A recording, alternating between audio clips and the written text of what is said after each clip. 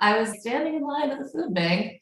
I think I was working as a freelance copywriter for online. What can you do with an English degree is an old joke. The answer is anything you can do without one. So I was basically like, I might as well have been a high school dropout in terms of conventional career choices. I didn't know what to do. So standing in line one day at the food bank was like freezing cold and standing in line for my government cheese. And I was like, wow, and I was also involved in the orgasmic meditation movement, which is something that Nicole Daedone did. I think there's going to be a Netflix documentary about the big scandal. There were definitely messed up, shadowy things going on in the orgasmic meditation movement. But I also learned a lot of really beautiful, positive stuff there, mainly about the Shakti and the orgasmic energy in my own body. Like, is the goddess, is the generative force. And I would have visions in orgasmic meditation sessions where I would see like, whoa, the energy from my pussy is like this, it's waterfalls, and then it turns into a butterfly, and then it turns into a rose. All of these weirdly conventional feminine symbols, but I could physically see it and feel it within the context, because orgasm, when worked with in a tantric way, is absolutely an endogenous psychedelic within our bodies. So I was having all of this awakening, and on one level I was feeling very powerful. I was like, whoa, my dad brought me up in Wiccan and Druid things, but the goddess there just seemed like this Hallmark card, fluffy bunny. Didn't know how to have her be relevant to my life. And I was like, oh my gosh, she is the pleasure energy in my body. So I was having this very deep awakening, realization of magic in that form. And I was super broke, and I was living on my friends' couches, and I was kind of a sad sack. And so standing in line there, I was thinking about all of this law of attraction stuff. And I was like, wow, my ego really wants to be rich. My ego really does not want this humiliation of standing in this line right now. This is not where I thought that I would be when I was, 29 years old. I thought I was going to be a fancy professor, but no. So I got curious because in grad school, I had read all of this Carl Jung and Sigmund Freud, and they talk about the unconscious, and they talk about the unconscious has desires within it that the conscious mind is not aware of at all. And I was standing in this line, and I was like, I wonder if some part of me really, really desires all of this anxiety and humiliation attached to not having any money or any idea of what to do for money. And maybe that part of me is totally working in a law of attraction kind of way. Maybe that part of me is completely getting what it wants, but my conscious mind, my ego, has all of these negative judgments about it. So I'm not enjoying it. I'm not receiving the fulfillment that this unconscious part of me is receiving. And I got this idea, well, what if this is happening anyways? So what if I just tried to let go for 15 minutes, 30 minutes at a time of my conscious mind's negative judgments about this is so terrible, this shouldn't be happening, this means that I suck, this means that the world sucks. What if I just set all of that aside and let this unconscious part of me that perhaps really desires this stuff, see if I can get in touch with that and let it experience fulfillment?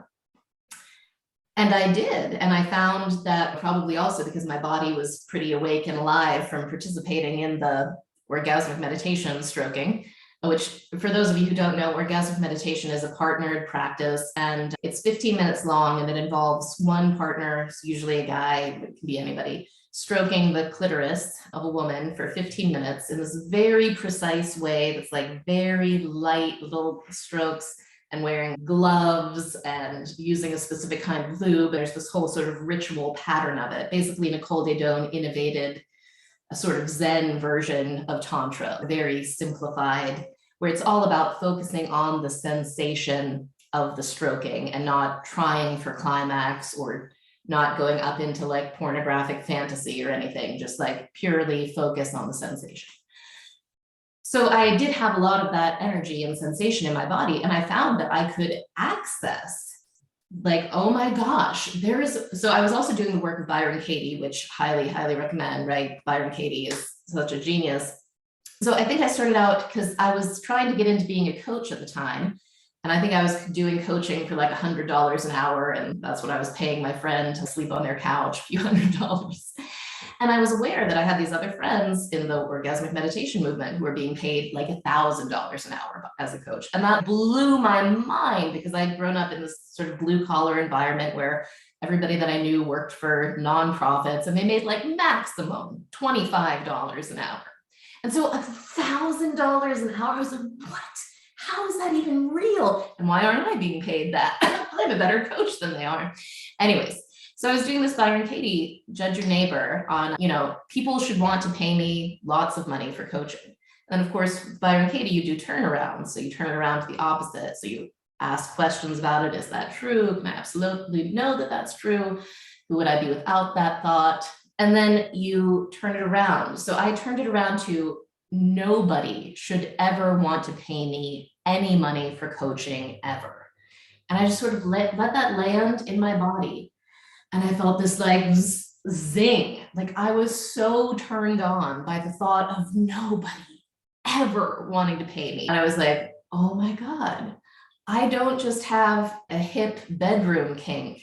I have an actual sexual attraction to not being valued with money that is affecting my whole life. And that was really big for me. And so I would spend time each day just opening up and just, okay, well, this part of me enjoys it. So I might as well just let it move through, let it take satisfaction in the situation that it's created and see what happens. And it was really amazing to me because I just did that for a few weeks every day. And one day I woke up and I had this idea to do these things. And they were very simple, like basic business things that everybody in the coaching and online course world knows about and talks about constantly. But they had been things that were veiled from my eyes, like they were impossible. Like I couldn't think about them or do them. And then suddenly I could. And then within 2 months, I was running my online business from Bali, making $10,000 a month instead of $2,000 a month. And my life was completely changed and a billion times better. And I was like, whoa, baby, that was fast.